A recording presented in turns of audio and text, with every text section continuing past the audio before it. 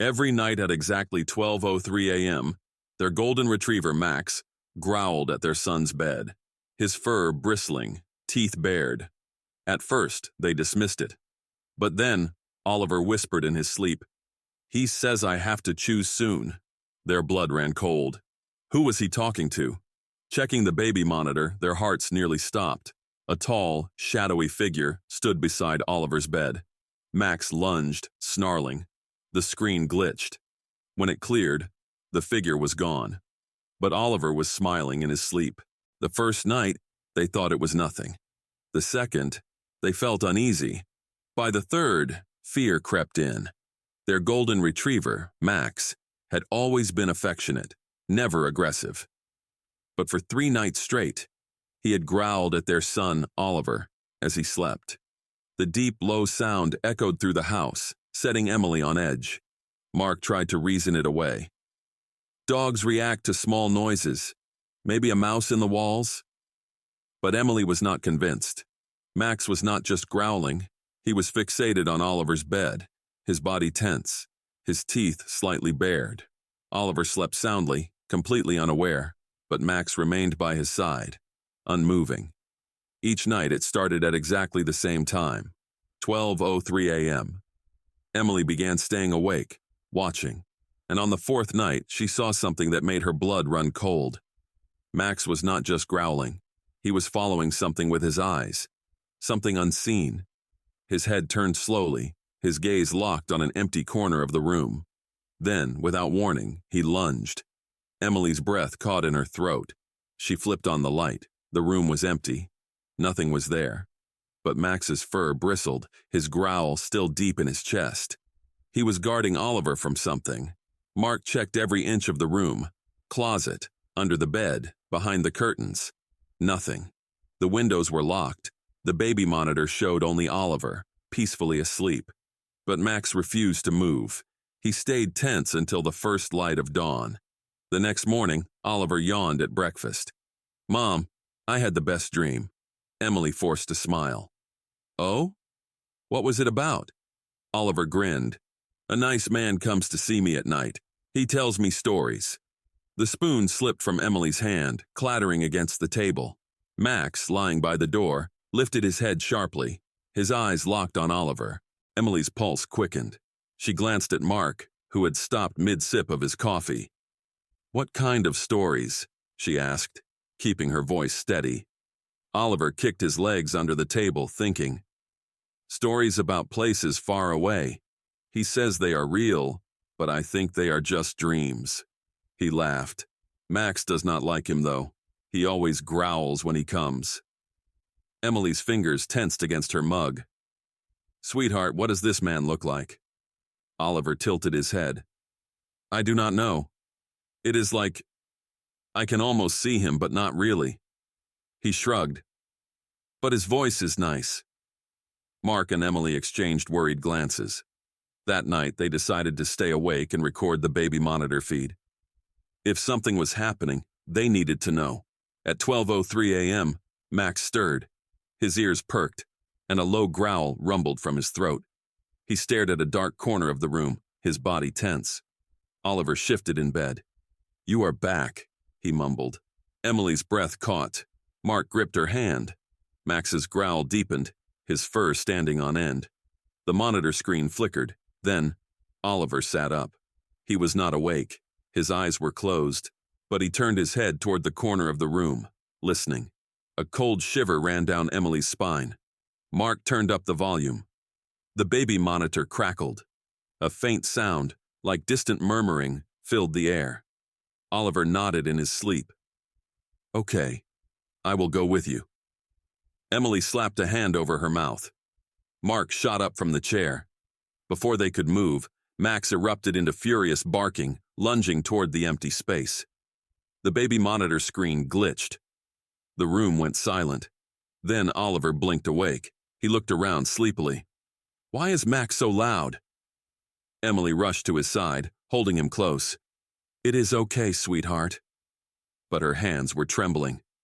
Mark checked the footage, his face pale. He showed Emily the screen. For a split second, right before Max barked, The monitor had captured something. A shadow, tall and faint, just beside Oliver's bed. And then, it was gone. Emily's hands shook as she gripped the phone. "Mark, that is not a glitch." Mark swallowed hard.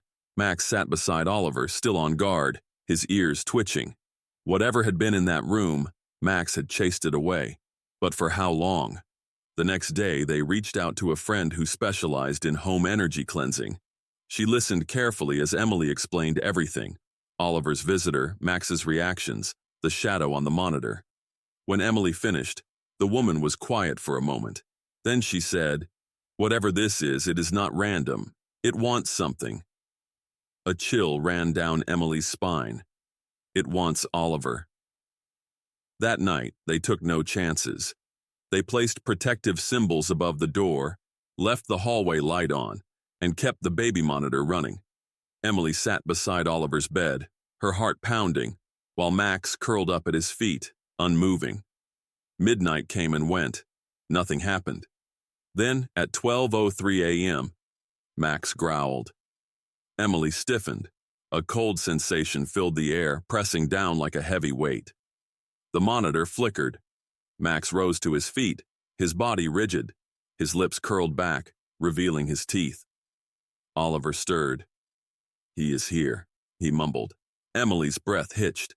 She turned on the flashlight on her phone and shined it toward the dark corner of the room. Empty, but the feeling remained. Mark burst in, holding his phone. "Emily," he whispered urgently, "look at the monitor." Her eyes widened. The screen showed Oliver's room just as it was. But there was something else, something the naked eye could not see. A faint outline stood near the closet, tall, motionless, watching. Max let out a bark so loud it made Oliver jolt awake. The second Oliver opened his eyes, the shadow on the monitor vanished. Emily pulled Oliver into her arms. His little hands clung to her shirt. "Mommy," he whispered. "He says I have to choose soon." Emily's stomach dropped. "Choose what?" Oliver hesitated. "If I want to stay."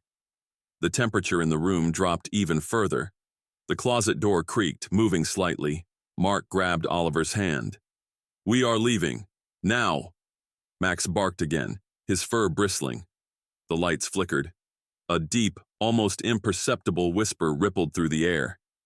Then, the door to Oliver's room slammed shut. Emily screamed. Mark yanked it open, grabbed Oliver, and bolted. Max ran beside them, snarling at the empty hallway. As they rushed outside into the cold night, Oliver clutched Emily's shirt, his voice shaking. "He is mad." They drove through the night, their hearts pounding. Oliver had fallen asleep in the back seat, his small hands curled around Max's fur. The golden retriever remained alert, his ears twitching at every sound. Emily wiped her damp palms on her jeans. "Where are we going?" Mark kept his eyes on the road. "Somewhere safe."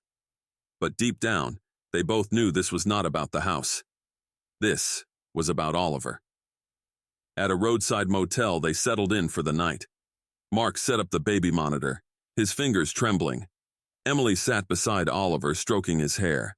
Max lay at the foot of the bed, tense, his eyes never leaving the door. Hours passed in silence. Then, 12:03 a.m. Max's ears perked. His head snapped toward the corner of the room. He growled, deep and low. Emily clutched Mark's hand. The monitor screen flickered.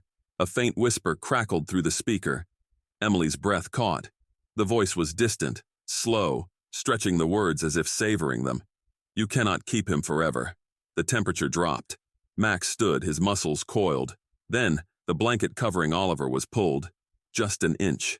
Oliver stirred, whimpering in his sleep. Mark lunged forward, grabbing his son. "Wake up, buddy. Stay with me." Oliver gasped awake, his eyes wide. He clung to Mark's shirt. Max erupted into furious barking, lunging toward the empty space. The air in the room shifted. Tense, electric. Then, just as suddenly, the presence was gone. Oliver buried his face in Emily's shoulder. "He is angry." Emily held him tight, her voice trembling. "He cannot have you." The next morning, they sought help from a specialist. She listened carefully, then knelt beside Oliver. Has this man ever touched you? She asked gently. Oliver shook his head. Number he says he cannot. The woman nodded, relieved. She placed a hand on Max's head. Your dog is why. Emily's throat tightened. What do you mean? The woman smiled at Max. He has been protecting Oliver all along. Whatever this is, Max has been keeping it at bay. That is why it cannot take him. Tears burned in Emily's eyes. She pulled Max close. You saved him. Max wagged his tail, nudging Oliver's cheek. From that night on, Oliver never saw the man again. But Max never left his side, always watching, always guarding, just in case.